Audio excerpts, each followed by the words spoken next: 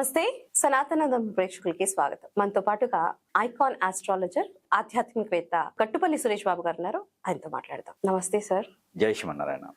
Sir, ముందుగా మీకు ఉగాది శుభాకాంక్షలు. మీకు మన ఛానల్ ప్రేక్షకులందరికీ కూడా ఉగాది శుభాకాంక్షలు. సార్, ఈ సంవత్సరం ఉగాదికి ద్వాదశ రాసుల వాళ్ళకి ఎలా ఉండబోతుంది? అసలు అంటే ఏ రాసుల వారికి ఏ గ్రహం ప్రభావం పడబోతుంది, లేకపోతే వాళ్ళ రాసులు ఎలా ఉన్నాయి, వాళ్ళు ఏ మంచి జరగబోతుంది అనేది మీ ద్వారా తెలుసుకుందామని ఈరోజు మిమ్మల్ని ఇన్వైట్ చేశాము. సార్, ఈ సంవత్సరం ఎలా ఉండబోతుంది అసలు ద్వాదశ రాసుల వాళ్ళకి? అంటే తిరుగుతూ వస్తూ ఉంటుంది. 38వ ఇది పరావణం సంవత్సరం 38వ. ఈ యొక్క సంవత్సరం మార్చి 19వ తారీఖు 2026 తారీఖు నుంచి కూడా ఆరంభమవుతూ ఉంది.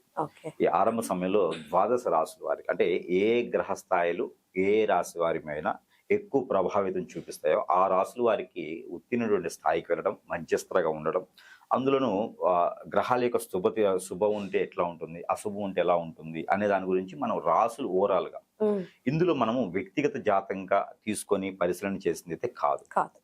కేవలం ఏంటంటే గ్రహాల యొక్క స్థితిగతులు ఈ సంవత్సరం ఇలా ఉండబోతున్నాయి, దీనికి సంబంధించినట్టుగా ఈ రాశి వారికి ఈ పనులు అవ్వచ్చు అనే ఒక అవగాహన కోసం మాత్రమే ఇది ఉంటుంది. అంటే పంచాంగంలో చెప్పేటువంటిది గ్రహాల రీత్యా చూసేటువంటిది వేరు ఉంటుంది. అది మనం సూక్ష్మంగా గ్రహించుకొని వారి యొక్క పరాంశరంగా పరిష్కార మార్గం చూపించేందుకు ఈజీగా ఉంటుంది.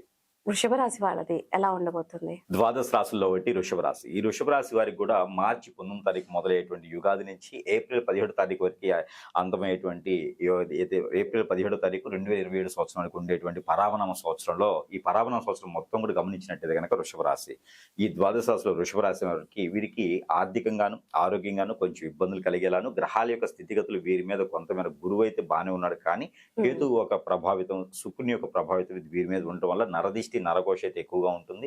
వీరికి ఏదైనా లవ్ ఉంటే మాత్రం ఖచ్చితంగా దానివల్ల ఇబ్బంది పడేసి రోడ్డు మీద పడేలా ఛాయిస్ కనిపిస్తుంది. కాబట్టి ఎక్కువగా వీరు లవ్ ఏదైనా ఉంటే వాటి జోలు వెళ్లకుండా ఇప్పటివరకు పెళ్లి కానటువంటి వారికి అయితే మాత్రం వీరికి జూలై తర్వాత పెళ్లి యోచన కనిపిస్తుంది. కాబట్టి ఆ మేర వీరు పెళ్లి సంబంధాలు చూసుకోవచ్చు. తూర్పు తీసుకొచ్చేటువంటి అబ్బాయి సంబంధం, పరమటి తీసుకొచ్చేటువంటి అమ్మాయి సంబంధం అయితే వీరు కుదిరేలా అవకాశం ఉంది. కాబట్టి మన అబ్బాయిని అనిపించుకోవచ్చు. ఇంకా అవసరం అయితే కనుక నెక్స్ట్ వచ్చేటువంటి 2027 సంవత్సరం మాఘమాసంలో పెళ్లి అయ్యేటువంటిది అయితే కనిపిస్తోంది. లవ్ మ్యారేజ్ వీళ్ళకి అంత పెద్దగా సక్సెస్ కనిపించట్లేదు. లవ్ ముందున్నటువంటి అట్రాక్షన్ ఏదైతే ఉందో లవ్ తర్వాత అయితే అంత పెద్దగా కనిపించలేదు. కోపాలు వచ్చేసి గొడవలు వేసి వారంతా కూడా కోర్టు మెట్లు ఎక్కే వారికి కనిపిస్తుంది. కాబట్టి కొంచెం జాగ్రత్తగా వహించుకోవాలి. అలానే స్త్రీతో పురుషుడు కానీ పురుషుతో స్త్రీ కానీ కొంచెం జాగ్రత్త వహించుకోవాలి. పూర్వీకుల ఆస్తులు వచ్చేటువంటి యోచన అయితే కనిపిస్తుంది. ఏప్రిల్ తర్వాత ప్రయత్నం చేయాలి.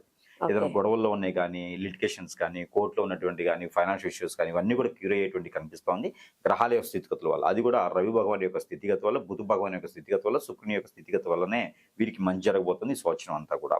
శని భగవాన్ అశుభ దృష్టి కొంతమేర ఉంటుంది కాబట్టి వీరు దాని దగ్గర పరిహారాలు అయితే మాత్రం ఖచ్చితంగా తీసుకుంటే చాలా బాగుంటుంది. దాంట్లో వృషభ రాశి వారు ప్రతినిత్యం కూడా ఒక గ్రీన్ కలర్ నిమ్మకాయ, అలానే పట్టిక, మనం ఇంట్లో కట్టుకున్నటువంటి పట్టిక ఏదైతే ఉందో ఆ పట్టిక రెండు కూడా కలిపేసి తనకి తానే 7 times దిష్టి తీసేసుకొని ఎక్కడైనా పారేటు నీటిలో కానీ పొదలుగా చెట్లలో కానీ వేసేయాలి. రోడ్డు మధ్యలో వేయకూడదు. ఇలాంటివి చేసుకుంటూ ఇంట్లో ప్రతినిత్యం కూడా గుగ్గిలం, సాంబ్రాణి, అలానే బిర్యానీ ఆకు చూర్ణము, దాల్చిన చెక్క చూర్ణము, లవంగాల చూర్ణము ఇవన్నీ కూడా కలగలుపుకొని ఇంట్లో ధూపం వేసుకోవాలి. ధూపం ఎదురుగా కూర్చుంటే మళ్ళీ లంగ్స్ ప్రాబ్లం అవుతుంది. ధూపం ఇంట్లో మాత్రమే వేయాలి. ఇంట్లో వేస్తే చిరాకులు కానీ ఇంట్లో కోట్లాట్లు కానీ ఇవన్నీ లేకుండా ఉంటే ప్రశాంతమైన జీవితం ఉంటుంది. కాబట్టి ఇలాంటి చేస్తే నరదిష్టి నరకోశ కూడా వెళ్ళిపోతుంది. పితృదోషాలు కూడా ఉన్నాయి వీరికి. ఈ పితృదోషాలు పోతేనే వీరికి ఏదైనా మంచి సానుకూలమైన వాతావరణం కనిపిస్తుంది.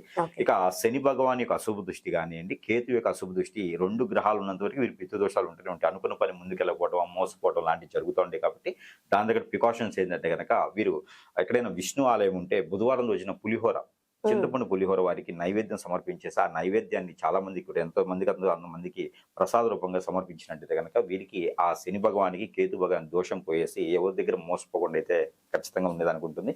ఇలాంటి చిన్న పరిహారాలు చేసుకుని కూడా సంవత్సరం మొత్తం అదృష్టవంతులు అవచ్చు వృషభ రాశి వారు.